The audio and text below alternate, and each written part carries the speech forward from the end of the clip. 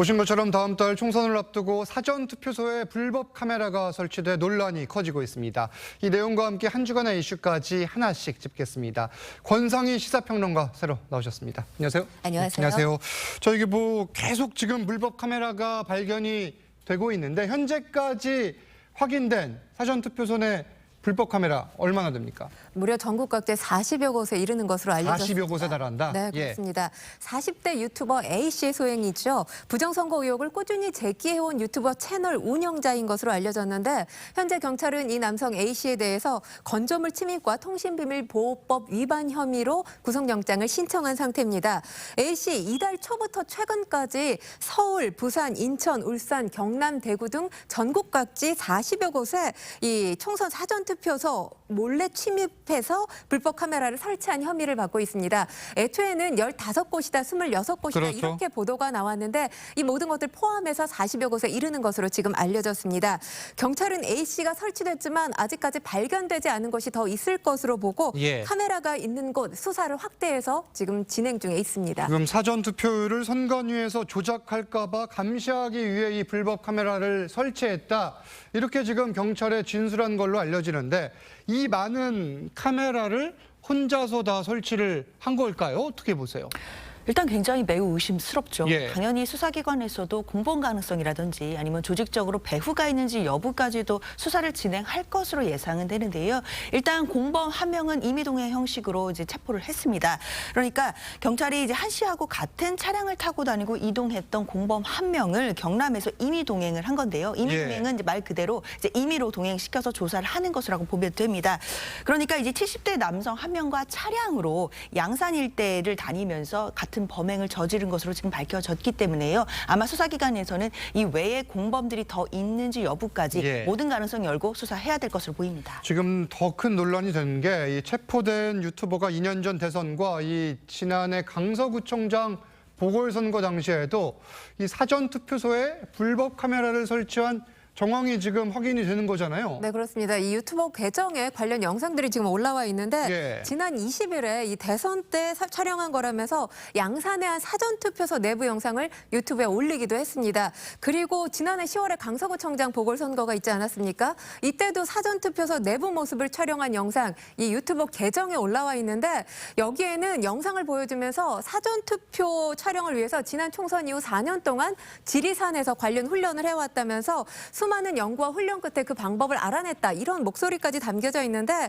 사실 지금 중앙선관위가 뒤늦게 이 전국의 모든 투개표소 불법 시설물 특별점검 실시하겠다고 밝히지 않았습니까? 이 부실한 사전관리로 인해서 혼란을 자초했다는 비판만큼은 면하기가 어려워 보이는데요. 지금 보면 선관위 투표소 이 관련 체크리스트에 불법 카메라 관련된 항목이 없는 것으로 또 알려졌습니다. 이게 지금 선관위, 지자체 모두 비판을 받을 수밖에 없어 보이는데 이 때문인지 지금 사전투표에 대한 유권자들의 불안감이 커지고 있어서 해결책이 지금 반드시 필요해 보입니다.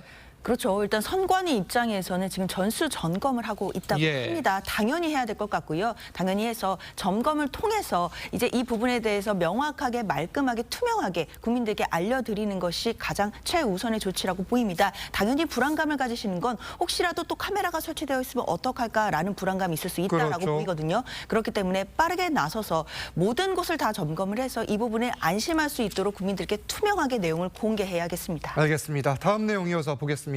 대전의 한 초등학교 식단표가 논란이 됐는데 이 식단표에 특정 정당의 이름이 들어가 있었다고 해요. 네, 이 4월 10일자 그러니까 식단표인데요. 이 칸에 투표는 국민의힘 이런 문구가 들어가 있었던 겁니다. 그러면서 투표용지를 든 국민 또 무궁화 그림이 함께 삽입이 돼 있었는데 이 식단표를 받아든 일부 학부모가 학교와 교육당국에 이 문구가 특정 정당에게 투표를 하려는 거냐 이런 취지의 불만을 제기한 것으로 알려졌습니다. 그러니까 이 정치적 중립성을 훼손할 수 있다라는 우려의 민원이 제기된 건데요. 식단표 사진이 SNS를 통해서 확산되면서 이 정치적 중립 위반으로 오해를 살 수 있다. 이런 의견이 있는 반면에 너무 정치적으로 이 식단표를 해석하는 거 아니냐. 갑론을박 중에 있습니다. 학교 측은 어떻게 해명했습니까? 일단 대전시 교육청에서 조사에 나섰습니다. 이 조사 결과 담당 교사가 정치적 의도를 가지고 식단표를 만든 게 아니라고 하면서 단순히 투표율을 알리기 위한 그런 의미였다라고 해명을 하고 있습니다. 밝혔습니다. 학교 측은 해당 식단표 모두 회수를 했고요. 사과문이 포함된 새로운 식단표를 다시 배포했는데 우리말에 그런 말이죠. 오얏 나무 아래에서 각근을 고쳐 쓰지 않는다. 이런 그렇죠. 말이 있는데 지금 선거철이지 않습니까? 상당히 예민한 시기이니만큼 오해를 살 수 있는 일 각별히 주의를 기울여야 되지 않을까 싶습니다. 이게 지금 작은 부분들이라도 조심을 해야 되고 행여나 선거법에 저촉될 수도 있는 것들이잖아요. 물론 조사 결과 예. 담당 교사가 정치적인 의도는 없었다라고 그렇죠. 이제 나왔다고는 하는데요. 만약에 정말 의도가 있었거나 또는 정치적인 중립을 위반했다라고 한다면 당연히 공무원의 정치 중립 위반 또는 선거에 개입하지 않아야 될 의무 위반이 있습니다. 당연히 선거를 앞두고 공직자뿐만 아니라 모든 국민들이 공직선거법 위반하지 않도록 더 주의해야겠습니다. 알겠습니다.